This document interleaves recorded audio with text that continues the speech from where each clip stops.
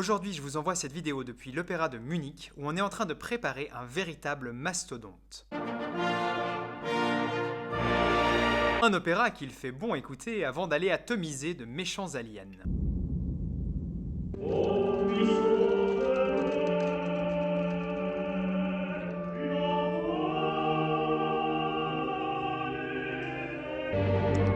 Bizet, Berlioz. Et oui, Hector Berlioz, un compositeur enflammé, excessif, romantique, qu'on a déjà vu ici dans un épisode consacré à Béatrice et Bénédicte. Dans Les Troyens, comme son nom l'indique, tout commence à Troie. C'est logique. À Troie, il y a Cassandre, qui a un super pouvoir, elle voit l'avenir. Sauf que personne ne l'écoute.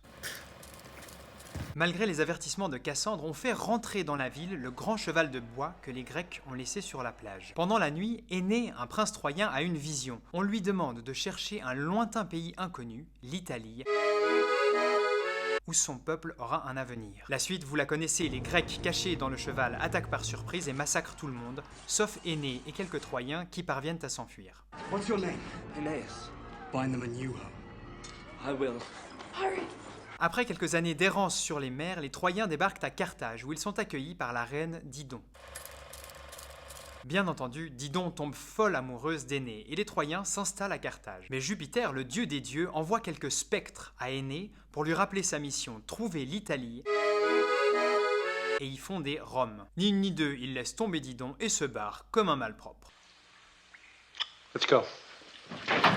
Didon, le cœur brisé, ordonne une cérémonie funèbre, et pour que ce soit bien dramatique, elle se poignarde le cœur avant de se jeter dans les flammes. Avec une histoire pareille, Berlioz se dit qu'il tient un truc formidable, qu'il va pouvoir composer son opus magnum, une grande fresque épique façon Game of Thrones ou Rome. Au total, 4h15 de musique répartie en 5 actes, des effectifs gigantesques, des effets spéciaux et tout ce qu'il faut pour faire un grand spectacle impressionnant sous tout rapport.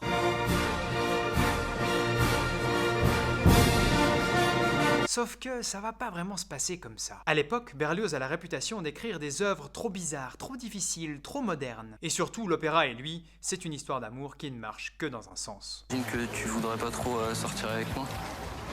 Non. Non mais t'as vu ta gueule? À l'opéra en France, il n'a connu que des échecs fracassants. En 1863, après 5 ans de démarchage acharné, c'est le Théâtre Lyrique, aujourd'hui le Théâtre de la Ville, qui accepte de monter Les Troyens. Mais le directeur, Léon Carvalho, pour s'assurer du succès de l'œuvre, va y apporter sa grande expertise de directeur de théâtre. C'est trop cher. 5 actes, c'est trop long et trop cher. On commence direct au 3e et on appellera ça les Troyens à Carthage. Le ballet du 3e, le théâtre est trop petit, ça rendra rien. La scène dans la forêt avec des chutes d'eau et du feu, trop dangereux et trop cher. Le duo entre Anna et Narbal, le retour du ballet et les sentinelles, alors ça j'aime pas trop. L'air d'Iopas et le grand duo du 5e acte, les chanteurs sont trop nuls, ils y arrivent pas. Et l'air d'Hylas, le chanteur coûte trop cher. Dans cette version des Troyens élagués à la tronçonneuse, Berlioz va obtenir un succès assez modéré. Et c'est la fin de l'histoire. Il ne verra jamais son œuvre telle qu'il l'a pensée.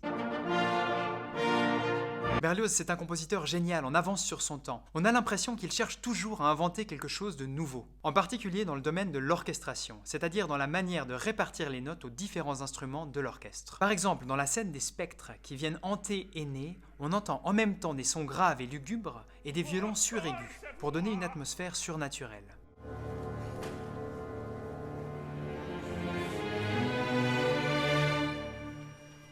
De la sombre de mer, messager menaçant.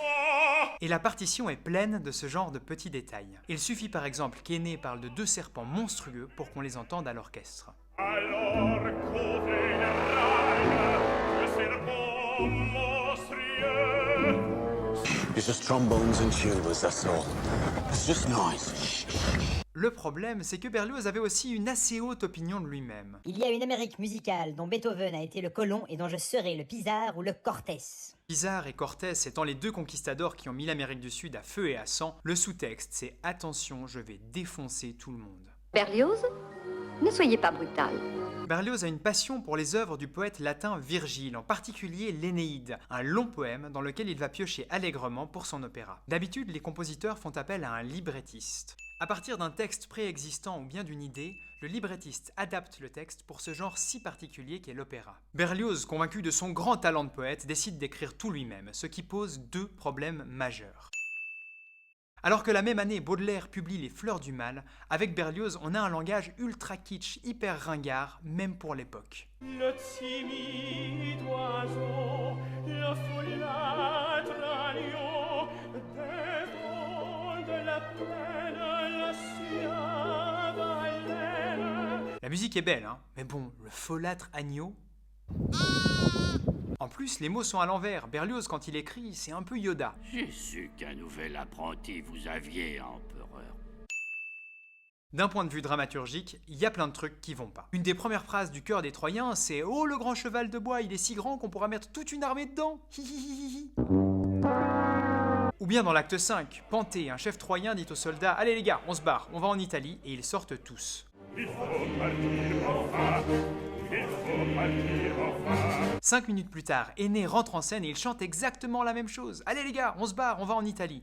Sauf que logiquement, il n'y a plus personne, ils sont tous partis. Levez-vous, alerte, le vent est beau, la mer nous est ouverte.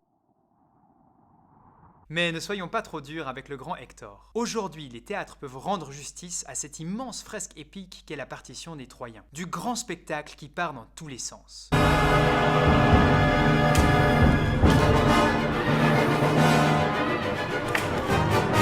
Mais aussi, et c'est peut-être là que Berlioz est le plus touchant, des moments simples, calmes et tendres, qui font partie des plus belles pages jamais écrites pour l'opéra.